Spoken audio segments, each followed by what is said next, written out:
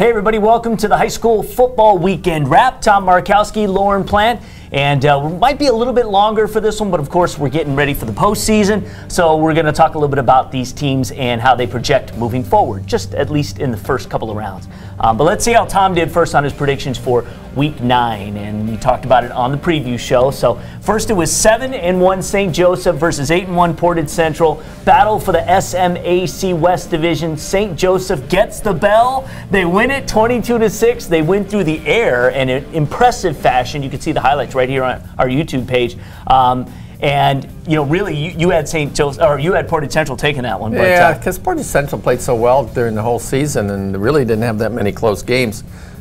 I saw the highlights. St. Joe definitely went to the air. Good night to throw the ball, and they'll be in Division III now, so they might make some noise there. Right, so what we want to do is quickly look at the path ahead for both St. Joseph and Portage Central. We'll start with Portage Central, Division II. They've got Byron Center right out of the gate at home, and they'll face the winner of Lowell Battle Creek Lakeview. I think they'll get by Byron Center. They're a team that plays in the same division that Zeeland West is in, and they got blown out by Zeeland. Then they're going to play Lowell, right? Which I do not like their chances. I think Lowell is playing very well at this time. And we're going to talk about them later. Won 8 in a row, so I like Portage Central win 1 game. All right, well, there you go. In Division III, that's where St. Joseph will be. They will have a home game against 6-3 Sturgis. That's a slam dunk. Right. St. Joe's going to win that. And then they'll take the winner of Stevensville Lakeshore and Edwardsburg, who is undefeated. Well, that's a tough one right there. Immediately you'd say Stevensville Lakeshore because of all the experience they have in the playoffs. But that's going to be a tough road game for them. In fact, they kind of slipped a little bit this year, 6-3. Got to go with Edwardsburg in that one, but I like St. Joe's to come out of that district. Okay, well, there you go. Cass Tech and Detroit King. This was another instant classic. You know, 2 powerhouse teams. I had the opportunity to be there for a while before the radio show on Friday night, and just, you know, watching these teams go back and forth. Cass Tech big on special teams. A couple of huge scores.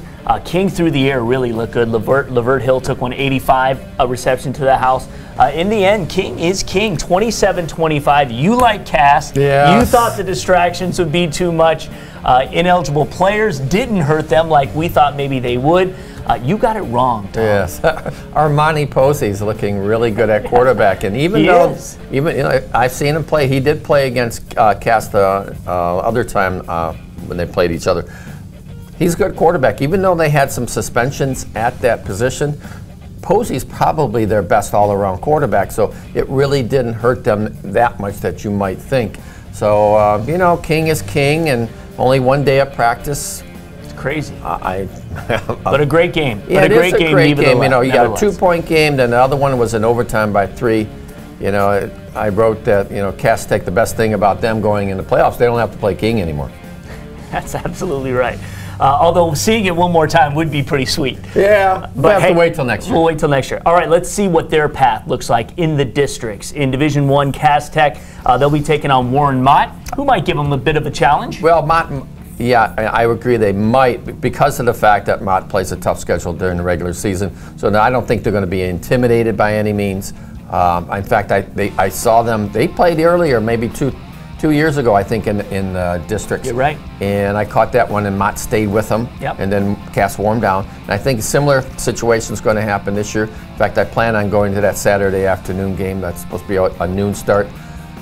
Talking to Wiltshire, he's not really happy with his team, even though look, 2 losses to King, right? Yeah. So there's no disgrace there. He doesn't like his offensive line. He says they're not progressing as much as he had hoped. So it's interesting you say that because Warren Mott typically is good in the trenches on the defensive line.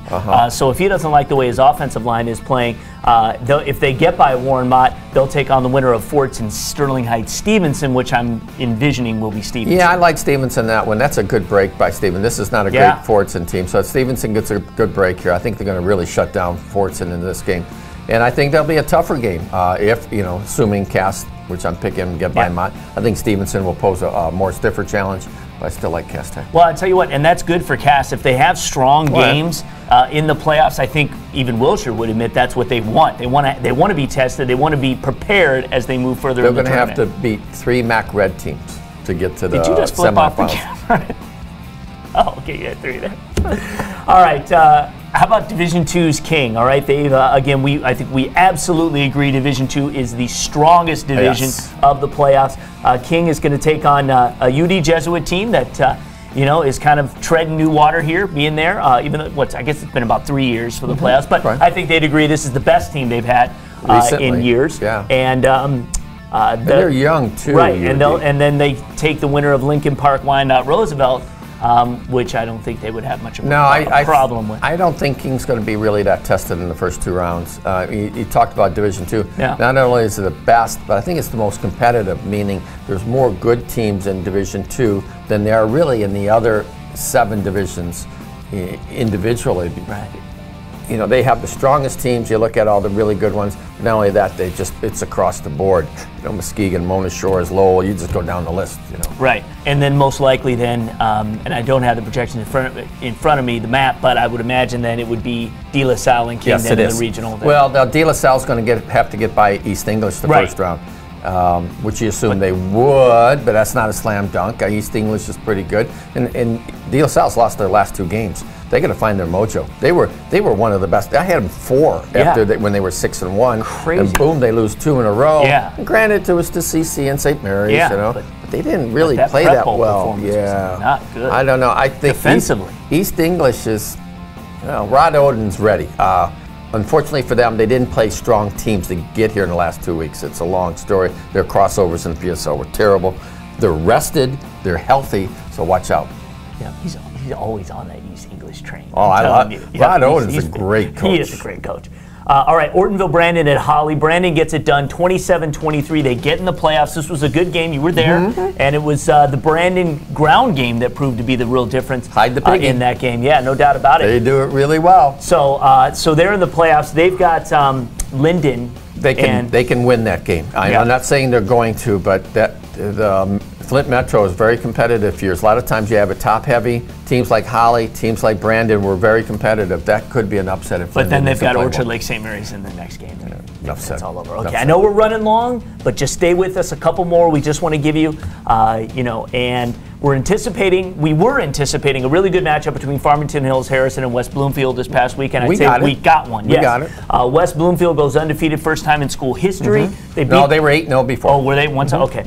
They beat the Hawks 20-14. Our Hungry Howie's Mr. Football candidate Tristan Jackson providing the late game heroics. He probably had his best game when you look at him, what he did overall. I talked to John Harrington today.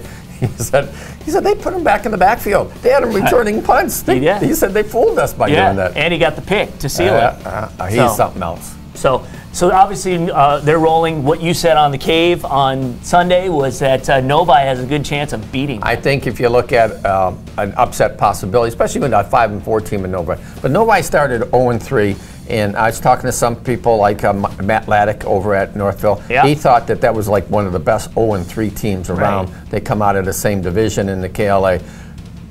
West Bloomfield is Harrington told me, he says, Tom, they're really talented, but problem with West Bloomfield is just as it was last year, they make mistakes, they make penalties, they make turnovers. And if you do that too many times in the state playoffs, watch out. And Novi, don't look at that 5-4 record. Right. They're good. Right. So if West Bloomfield should move on, they'd face the winner of Waterford Mott, Detroit Catholic Central. That's going to be a tough game. I think Mott has a chance just because they throw the ball. And how often does Catholic Central play against a team that's going to throw the ball 30 times a game? Answer is they don't. They just don't really face teams like that. So if Mott can give protection to their quarterback Baldwin, Des Fitzpatrick can have a big game, and you never know. You can have an upset there. This is not a great CC team. It's a good CC team.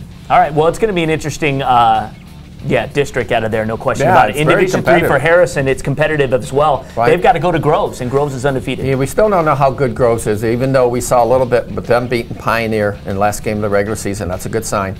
They're 9-0, one of their best seasons ever, and they're hosting, so that's a good thing for them too. But Harrison's defense is still outstanding.